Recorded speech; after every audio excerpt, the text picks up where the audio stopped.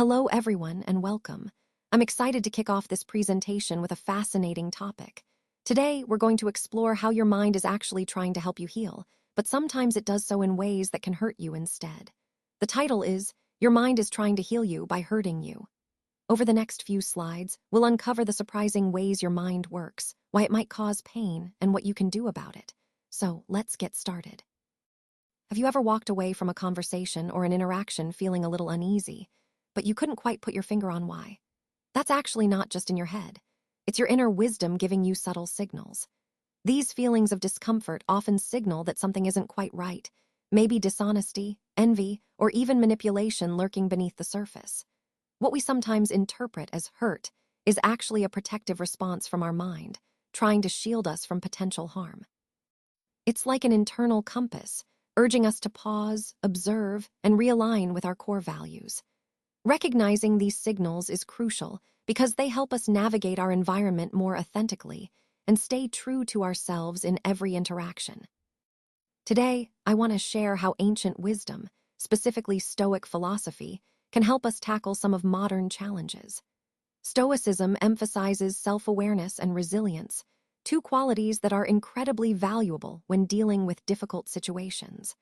By understanding and recognizing the signs of toxic traits in others, we can better protect our peace and maintain our emotional balance. At the same time, focusing on strengthening our own character allows us to grow, even in tough circumstances. This slide introduces 5 key lessons from Stoicism that are especially relevant. These lessons teach us how our minds respond to discomfort. By signaling it, they help us understand what needs attention and healing. Essentially, our discomfort is a cue, a sign that something inside us needs to be addressed. By paying attention to these signals, we can start healing from within. So, as we explore these lessons, keep in mind that the core idea is about understanding ourselves better and using that insight to navigate modern challenges with resilience and grace. Let's talk about the over-the-top agreement, or what I like to call the mask of flattery. When someone is constantly agreeing with you or showering you with praise, it might seem comforting at first. We often enjoy that validation, right? But the truth is, excessive flattery can be a red flag. It often hides insincerity or a lack of genuine opinion. As Epictetus wisely pointed out, when someone talks a lot, often they're hiding very little. So, what does that mean for us? It means that we should be cautious of those who agree too much or praise too often, because it might be more about impressing us than truly sharing honest thoughts. Recognizing this helps us see through the facade and understand people's real intentions, which ties into the larger theme of authentic interactions and self-awareness. Let's talk about the truth behind false agreement. Genuine people, the real ones, will disagree when it's necessary. They won't just go along to avoid conflict. Instead, they'll share their honest perspective. This is actually a sign of authenticity. You see, your warning system should kick in here. Don't mistake agreement for authenticity. Just because someone agrees with you doesn't mean they genuinely believe or feel that way. The key lesson is to learn how to differentiate between kindness, rooted in truth, and agreement rooted in manipulation. Genuine people will sometimes disagree because they care enough to be honest, even if it's uncomfortable. Your own uneasy feelings in those moments are actually a warning sign. It's an indication that what you're experiencing might not be genuine agreement, but something more superficial or manipulative. So always pay attention to these cues. Recognize that true kindness and authenticity often come with disagreement when necessary. That's how you can truly tell what's real from what's just surface-level politeness. This understanding is vital as we continue building trust and genuine connections in all areas of our lives. Let's talk about one of the clearest signs of hidden toxicity, which is how someone reacts to your success.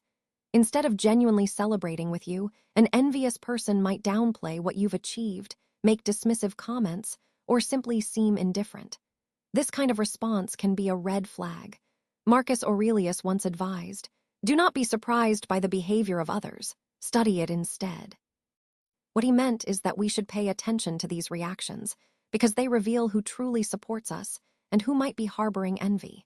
When you notice someone responding with a lack of enthusiasm or dismissiveness, it's your mind giving you a cue.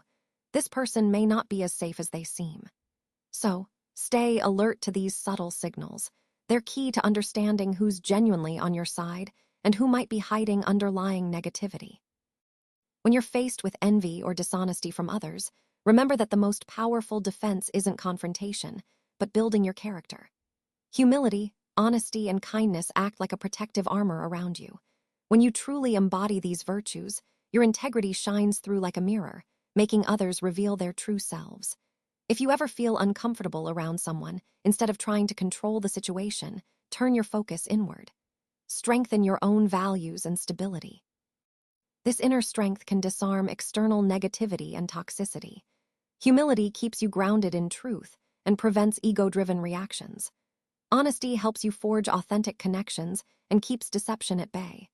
And kindness not only reflects your true character, but also reveals others' genuine nature. So, by cultivating these qualities, you create a strong inner shield that helps you navigate even the toughest interactions with grace and resilience. Trust, I like to think of it as a slow-burning fire. Seneca wisely said, "Time reveals all things," and that's such a powerful reminder. Genuine trust just can't be rushed. It takes time to develop and to really see if it's built on solid ground. Often, we see false intentions hiding behind quick promises, flashy gestures, or that sense of instant intimacy. These might seem appealing at first, but they're often red flags. If your instincts are telling you to slow down, it's probably your mind's way of protecting you. Remember, real relationships reveal themselves over time through consistency and genuine effort, not through charm or superficial gestures. And here's an important point. Trust built too quickly can lead to painful outcomes.